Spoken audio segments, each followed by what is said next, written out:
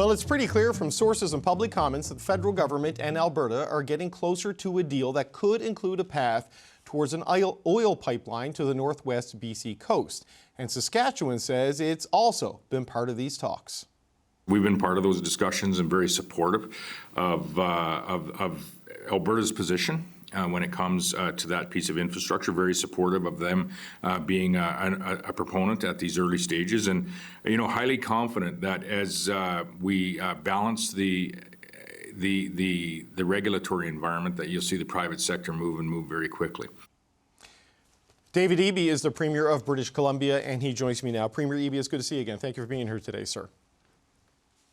Good to see you. Thanks for having me. I know to this point you've talked about this being a hypothetical pipeline and have been quite frustrated at the various iterations of it, but it seems like we're moving maybe a little bit further beyond the hypothetical stage. What do you make of this news that Saskatchewan has been part of these conversations with Alberta and Ottawa? Yeah, look, I mean, Alberta's put $20 million into a communications office, and that buys a lot of MOUs and announcements, but it still hasn't landed a company interested in funding this, nor have I seen any indication, and frankly, nor should I, of the federal government putting up the $50 billion to build a second publicly owned pipeline, especially when we already have one that's not at capacity. But I mean, I do have to say, I almost fell out of my seat when I heard Scott Moe say that he was part of these conversations and was helping in these discussions, which I was completely unaware of, between Alberta, Saskatchewan, and the federal government about what happens in British Columbia. Especially surprised because there's a lot we should be doing with Saskatchewan. Nutrien, one of their big potash producers, just announced that they want to ship potash out of Washington State, which puts them at the whims of Donald Trump. He and I should be working together to make sure that potash moves out of West Coast ports in Canada to protect Saskatchewan residents and Canadians. And instead, he's having secret conversations with Danielle Smith and allegedly the Prime Minister about what's happening in British Columbia. Well, Premier, I was also surprised to hear from Scott Moe that he was part of this, but I am also not the Premier of British Columbia and the leader of the province that this pipeline would ultimately go through. So do you think BC should be part of these conversations, given that it involves quite significantly going through the territory you lead? I mean, I think you could make a strong argument, David, that British Columbia should be involved in these conversations. I mean, I feel like I'm watching a couple tourists wearing sandals wander into the woods on the north shore of Vancouver, saying, don't worry about us, we know where we're going. They're going to have to be rescued by a helicopter, and guess who has to send the helicopter? So, in terms of British Columbia's knowledge about the stakeholders, about what's required, about any aspect of this pipeline, which does not actually exist, I think we can bring some information to the table. But the other piece that is and has been very frustrating for me is that we have 4 times more major projects on the board than any other province in Canada.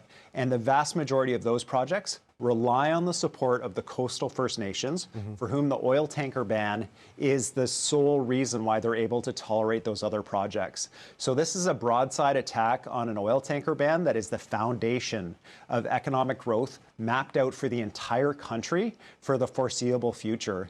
And it just makes no sense to me that, that we're not at the table being able to make that case and to have that conversation and be blunt. But also to bring forward constructive opportunities like potash with Saskatchewan, like talking with Alberta about the existing publicly owned pipeline that we have that's not at capacity and could be expanded. We're not seeking to be obstructionist here. We're just trying to find a path to deliver for Canadians the jobs and prosperity that we can in the short term, medium term, and ultimately the long term as we stand on our own 2 feet as a country. Right. No, you've laid out this support that your government would support the optimization of the TMX pipeline to boost the oil delivery and allow for dredging to have more tanker traffic on the southern part of British Columbia to get the existing product from the existing pipeline to markets. But I wonder, Premier, the framework that we're seeing sort of come out in dribs and drabs here, that a commitment to carbon capture, like the Pathways project, and industrial carbon pricing for the long term in return for the removal of, say, the oil and gas emissions cap. And I don't know if it's the full repeal of the tanker ban or limited exemptions to the tanker ban, because that's what it seems to be. What are your thoughts when you see these sort of components playing out in this conversation?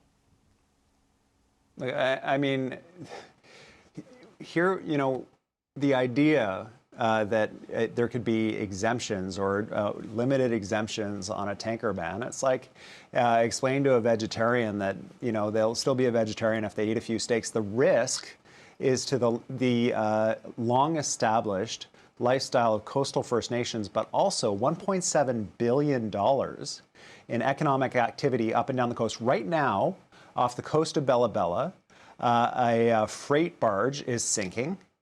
This is a community that has also seen a massive diesel spill from a tug and a barge that went down. These are some of the most dangerous waters in the world to transit.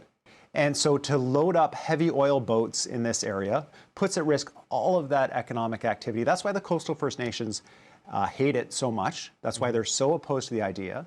And that's why it's so foundational to their support for expansions of the Port of Prince Rupert and other work that we're doing to drive prosperity in the country. Scott Moe was asked about the tanker ban, and he said it is fully within reason to think that there will be work that will be done on specific laneways and things. He seems to think that this is a reasonable move. I just wonder if you're not involved in these conversations, and it seems that they're trying to negotiate some sort of a framework that might compel a private sector component to come forward so that it is not, you know, being led by any government. Does this set you up for a collision with Ottawa, with Alberta, with Saskatchewan beyond sort of where we are at this moment in time? I mean, like, it's hard to imagine. The only way that this happens is if the federal government is putting up tens of billions of dollars to pay for this using taxpayer dollars. There's a reason why the federal government can't sell the existing pipeline that taxpayers already own that costs $30 billion to build. Nobody wants to buy it. It's not worth it at that price. And the same would be true for the Northern Pipeline, which no company has come forward to say, which is like a remarkable thing. Let's think about this. You've got the Alberta government saying we're gonna bottom line all of this and back you up. The federal government says, if you've got a private sector proponent in Alberta, we can do this. And yet not one company, not even one, is willing to come forward and say, hey, you know, if you guys build this, we'll buy it. Or, you know, we're willing with these guarantees to do this. The reason is that this project is not real. And the frustration that I have is that we have real companies. LNG Canada Phase 2, it will be the largest private sector investment in Canadian history again. And that project being able to go forward is dependent on the goodwill and support of coastal First Nations who are directly being attacked by this project that just has no economic sense to it and is not being advanced by anyone other than a politician that, frankly, is in political trouble at home. And so when you put all these pieces together, it gets really challenging. And why Scott Moe is not focused on getting potash out of BC ports instead of Alberta's oil is beyond me. And I guess he can explain that to people in Saskatchewan. But for me, in British Columbia, for our province, we're doing our part. We've got 4 times more major projects than any other province. Tens of thousands of jobs, billions of dollars for federal coffers, jobs for people from across the country. And we're going to continue doing that work. We're not even really asking for help. We're just asking, please stay out of the way. So we can do this for Canadians. I take your points on how there is no private sector proponent right now. The argument coming from Alberta, as you well know, is that if the feds will only get rid of some of the laws that I believe Danielle was calling either the stupid laws or crazy laws or maybe both, that will unlock a potential private sector proponent. I don't know if that will happen or not, but in a way, if the federal government agrees to these changes that are being broadly outlined, it calls the question on this to some degree, that if the private sector is serious, someone will step forward. And it could settle this once and for all, potentially. I mean, do you see that as a possible consequence of where this goes? That if the feds say, we're giving you what you need, stop blaming us, figure it out yourself?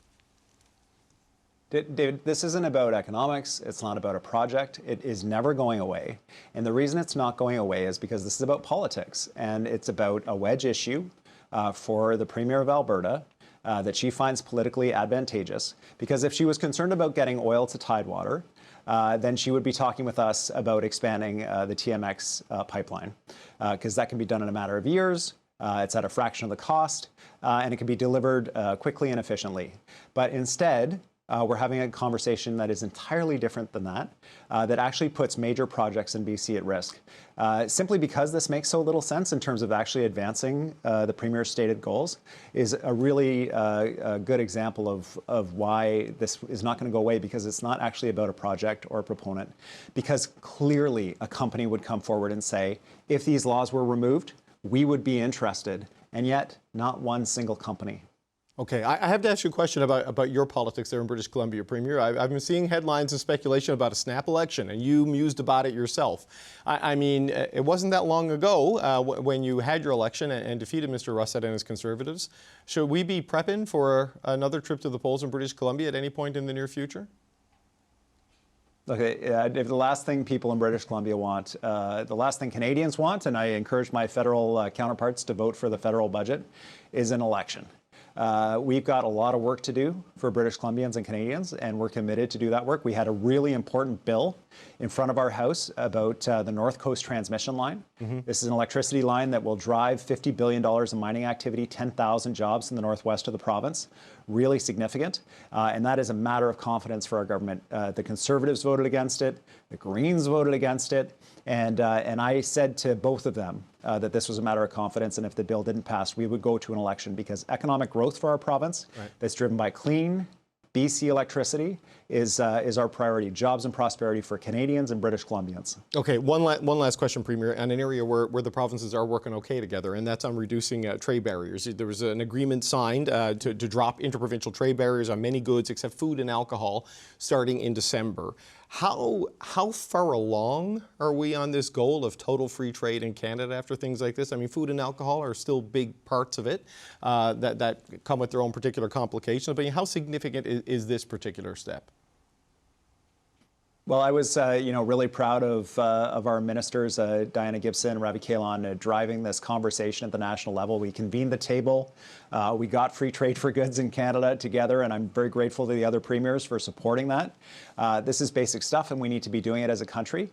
Food and alcohol needs to come too. And old habits die hard. You know, I saw Doug Ford just today in the media saying that he wanted to do a Buy Ontario First law. We have to trade with each other. We have to support each other. I'll talk to Doug about that. The most important thing is that we're buying Canadian and that our companies compete with each other. And that'll strengthen our Canadian economy. I would put up BC companies against any company across Canada. And that's where the free trade in our country brings the advantage. Regions will specialize and Canadians will get lower costs. And we'll be able to stand on our own 2 feet and replace some. We can never replace all, but replace some of that lost American market due to tariffs. David Eby, Premier of British Columbia. We always appreciate the time, sir. Until the next conversation about a pipeline. Thanks for being here. Right on, David. See you then. Thank you, Premier. Well, sources tell CBC News the federal and Alberta governments are nearing a deal that could chart a path for a new pipeline to the coast of British Columbia. And the plot twist is that Saskatchewan appears to be part of those talks. Yeah, we're in those discussions as well, and very supportive of not only the removal of the emissions cap, but the opportunity to bring tankers in to that northwestern coast in British Columbia, not just for oil, but for other products as well. We'd like to expand, for example, our potash exports over the next number of years. We want to grow more agricultural products as well as expand our market access for oil. So we've been part of those discussions and very supportive of Alberta's position. When it comes to that piece of infrastructure, very supportive of them being a proponent at these early stages. Okay, so a key player in all of this is, of course, British Columbia, and the government there says it has not been consulted on this reported memorandum of understanding between Alberta and Ottawa. I do have to say, I almost fell out of my seat when I heard Scott Moe say that he was part of these conversations and was helping in these discussions, which I was completely unaware of, between Alberta, Saskatchewan, and the federal government about what happens in British Columbia. I mean, I feel like I'm watching a couple tourists wearing sandals wander into the woods on the north shore of Vancouver, saying, "Don't worry about us, we know where we're going." They're going to have to be rescued by a helicopter, and guess who has to send the helicopter?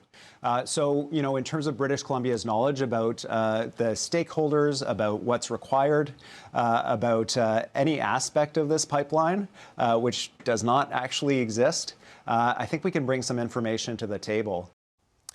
Okay, we don't have a helicopter, but we do have the power panel. Lisa Raitt is a former Conservative cabinet minister. Nathan Cullen is a former NDP MP and BC NDP cabinet minister. That's going to be relevant today. And here with me in the studio, Michelle Cadario was the deputy chief of staff to former Prime Minister Paul Martin, and Shachi Kurl is the president of the Angus Reid Institute, and she's here in person. It's good to see you all. Nathan Cullen, let's start with you as a British Columbia New Democrat. It seems relevant. David Eby. The exasperation is there. What do you make of this conversation, seemingly at this advanced stage, with Alberta and, surprisingly, Saskatchewan in some role, and BC not there? What do you make of it? Well, you can kind of understand why the Premier is frustrated. There's two provinces in the federal government talking to each other about what's going to happen on the West Coast, but not talking to people on the West Coast. Not just the provincial government, but also coastal First Nations. And the Prime Minister, his Natural Resource Minister, all of them have said that one of the key conditions of building these major projects is the support of the local jurisdiction, the province, and First Nations. So to get so far down the road of this MOU, whatever it means, without talking to the people who they claim they desperately need the support of, is frustrating, angering, and I really did appreciate that analogy. For those that have never been to Vancouver or the North Shore, we're constantly rescuing tourists who think that walking up a trail into the rainforest is not that big a deal. And we do have to pay the search and rescue and take all the risk of doing getting them back out safely. So with all that's going on in BC, especially the North where I live, why risk all of this positive development, tens of billions of dollars in projects that BC is saying yes to, for something that doesn't exist and BC and coastal First Nations are saying no to? It just is very frustrating, and you can hear it in the Premier's voice. Lisa, what do you make of the way this process is playing out? Because, I mean, obviously the feds in Alberta have to get to some sort of understanding, and BC is going to be tough to get to a place that works with Danielle Smith, it seems. So I don't know if they should be at the table right now or not at the table right now. What do you make of how the process here? Well, to see the obvious East Coast kind of phrase on it, it's the price of being part of a confederation, quite frankly. I think there will be a discussion, obviously, with British Columbia at some point in time. But the main crux of the conversation has to be between the federal government and Alberta by virtue of the other regulations that are federal in nature, that are actually the ones that need to be dealt with prior to having a proponent even enter onto the scene with the concept of a pipeline. I hear the criticism that there's no pipeline proponent. Of course there isn't. Why would anybody want to put money into even proposing something when you already out of the gate, you know the regulatory hurdles you have to go through, which render it virtually impossible to be able to build a pipeline? So start with the regulations that are federal in nature and branch out from there. And at least I would just say to BC, it may not be a conversation now, but it will be a conversation at some point. And we have to think about what's in the best benefit of the Canadian Federation, not just what's in the best benefit of Albertans, Saskatchewanonians. I don't know what that. Saskatchewanians, I believe. Saskatchewanians. Yeah. Saskatchewanians. I'm so sorry, Scott Moe. I did not get that right. And British Columbians. Yeah. Yeah. Look, Michelle, there's going to be a conversation. It's a question of how loud that conversation is going to be. I wonder, is the federal government sort of taking steps to kind of call the question on a pipeline here, in that Alberta's argument has been it's your regulations, Prime Minister Carney, that are stopping this. It's like, okay, we'll get rid of the emissions cap on these conditions. We'll maybe give you exemptions on a tanker ban on these conditions. Now go find your proponent. Is this what is happening, do you think? Yeah, like I think Lisa's bang on. You know, this is exactly how Carney gets things done. The Prime Minister has shown that he likes to be, he's doing things in an incremental way, and he has a thought process, and he's not going to just create a table and have a bunch of people who don't agree as the starting point, right? And so I think it did start with Danielle Smith, and they've been having some conversations. It sounds from both sides that those have been progressing. Saskatchewan, as much as we don't think of it, they do have oil, and so they are an oil-producing province too. So you can see the logic in terms of bringing them in as the next kind of discussion. There are a whole bunch of trade-offs likely that have to be made for the federal government to even start to consider being a backer of this or opening it up to a possibility. And then, the next phase, without question, is going to be talking to BC. I don't think that anyone pretends that it's not. But, I think that we also should be aware that, when the Premier is out being very, very defined in terms of what his position is and what his position is going to be and how it is, and without showing any kind of room for a discussion, I'm not sure that that is a great person to actually invite to the table right away.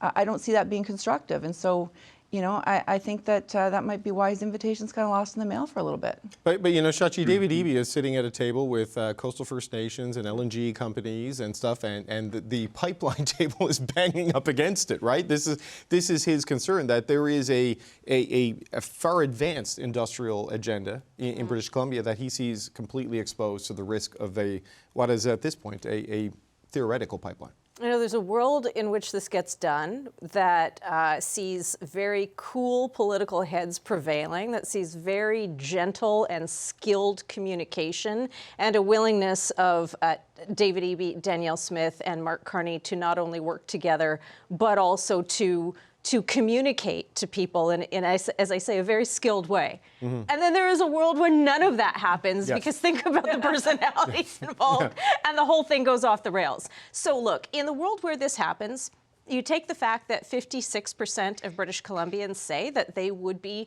notionally supportive of a pipeline that goes from Alberta to the coast of British Columbia, which represents a decade-wide sea change in sentiment. It goes from basically only about a third of British Columbians back in 2014 saying that they would support a northern pipeline to now more than half. That is a huge, huge shift. It is also predicated on the idea that First Nations are supportive. It's predicated on the idea that the coast of British Columbia, the west coast of British Columbia, and particularly that inside passage, right? The really choppy waters where Nathan lives, very different than taking tankers out to open sea. Obviously, you never want to spill, but the potential for catastrophe is very high. So again, what are the conditions around that? Only about 22% of British Columbians support lifting a tanker ban altogether. Another 22% say we would do it as an exception. That's still not a majority. So, so many places for public opinion on this to shift in different ways. Danielle Smith is not, surprisingly, the most popular politician in British Columbia. And Mark Carney has so far started to demonstrate a bit of, hey, listen to me, I'm a wartime crisis leader, I don't really have to go out and sell this. Those are problematic factors, and those are things that play into David Eby's hands. Here are the things that are problematic for David Eby. The BC Conservatives are sitting on a slight lead over the BC NDP. People are not exactly enamored of this government at the moment, and he should make no mistake about that. Well, the BC Conservatives are also not enamored with the BC Conservatives. Well, and that's the only thing keeping the NDP propped up and whole at the moment. So he cannot go out and claim that the entirety of the province is against this. But, a couple of the wrong words and the wrong moves from Ottawa and from Calgary and Scott Moe on this can shift things very, very quickly. Yeah, Premier Moe, to his credit, was very measured, and has had a very different tone since the last election. Really, he is really, trying to make the First Minister's table work, and it's an interesting development to see. But, Nathan, the scenario where they can't reach an agreement that Shachi spelled out, I saw that with John Horgan and Rachel Notley, and the end result was Justin Trudeau bought and built a pipeline, right? And we know that is not going to be an option this time. I don't know if David Eby will get to the point where he can live with this, or if the coastal First Nations can get to a point where they could live with it. But Danielle Smith likely has to agree to a decades-long commitment to using industrial carbon pricing to get to where she wants to get with the federal government. Those are conditions that are going to be tough for her to sell in parts of her political base and in Alberta as well. Right, and I can understand why Premier Smith might be using this as a leverage point for other things. The industrial carbon tax, they've already gotten rid of the consumer tax. They're getting rid of all sorts of Trudeau-era efforts around climate change, which I think for Carney's base, and we're hearing this from some Liberals now, is a concern over time that coalition may not stick together if it's gone too far to the right. But he wants to use the industrial carbon price to replace all of that, right? To beef it up and strengthen it and get a national commitment. That's what's in the budget anyway. Sure. Yeah, let's see how successful that is. One thing that's interesting to me, people are putting the Premier of BC as a person of no, despite again, tens and tens of billions of dollars of real projects that are happening across BC and particularly the north. And the BC government has also said that it's willing to accept the expansion of the TMX pipeline that all Canadians bought for Alberta and for Canada, to Lisa's point about national interest.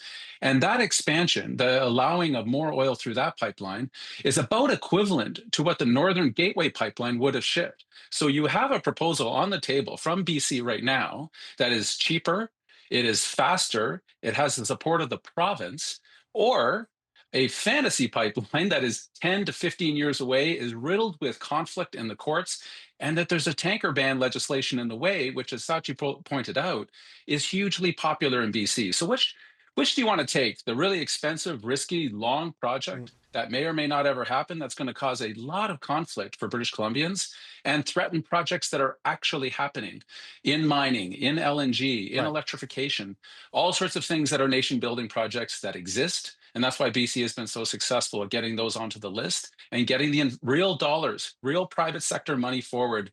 That's why you hear exasperation in my voice and others, is you've got a project on the table right now of a pipeline that Canadians all bought together, whether we wanted to or not, that would actually equivalent the same as what Northern Gateway, the original pipeline, would have proposed in the first place. Okay, Michelle wants to jump in here, then I'm going to go well, to I'm just going to say that, you know, his conversion to supporting the LNG projects and the mining projects and Site C is welcome, but it certainly is a big sea change from when, you know, I was part of the BC government and with Premier Christy Clark, and their vociferous opposition to anything that we would do. So I think that, you know, what we're seeing perhaps is that his mind can be opened, and that circumstances, because the economy is so different, you know, there's a lot on the record about he wasn't beside us when we were trying to bring LNG into the province, and it has very much changed. Well, so nice to see his conversion on TMC as well. Well, look, Lisa, in a world where the federal Liberals can throw the carbon tax under the bus, anything can happen, it seems, in 2025. But this calibration of, you know, insisting on a northern pipeline when there is the more southern TMX option on the table, and the calibration there to take the easy pipeline path and not risk the other projects in pursuit of a tougher pipeline path. I mean, is that a saleable thing to the people of Alberta? Well, I mean, I'm not the people of Alberta, but I can tell you that I don't understand why you would have to say that we lose all of the projects in LNG and mining if we build a pipeline. I don't see that trade-off. Well, the First Nations have said their consent for the LNG and mining projects is conditional on the preservation of the tanker ban. And the pipeline can't go ahead without at least a partial exemption and removal of the tanker ban. So they say they'll pull their consent if that happens. Right, but I'm sure that there's negotiation that can always happen around these kinds of process these kinds of positions that are taken at the beginning. So I don't necessarily think it's binary that you have one or the other. I also would say, in response to either or expand TMX or have a secondary pipeline, I'm in the why not both category. And I know that's probably not super popular, but the way I look at the Canadian economy right now, we have a very large problem in the medium and long term, and we need to have revenues flowing in this country. And as a result, we need to be able to tap into what we have naturally, which is oil and gas. And I'm not ashamed or afraid to say that publicly. I do think we can do this in an environmentally responsible way, taking into consideration all the concerns, and get it done like we normally do in Canada. And quite frankly, our prosperity is at risk here. Okay, I got to take a break, but Shachi, last 30 seconds to you. Well, there's a difference between political veto and legal veto. And we know where we are, you know, in terms of the legalities. There is no veto. But politically, again, if this is to come to pass, it will involve some, to Lisa's point, some world where First Nations, and particularly David Eby, you know, all politics is also about the base and it's local. David Eby is ideologically opposed to pipelines in general. His base, the people keeping him in hock in the party are also opposed. He's going to have to figure out a world, and Mark Carney is going to have to figure out a world where if this gets done, it's because they have come to some terms around what's in it for British Columbian, beyond being told this is in the national interest, and with enough situations that British Columbians themselves are convinced that there are protections in place and there's enough for them. Right. Yeah. You know, And Brad. that includes First Nations. Right, and Brad Levine suggested on the show last night, maybe this is why BC got 4 of the first major projects on the Prime Minister's list.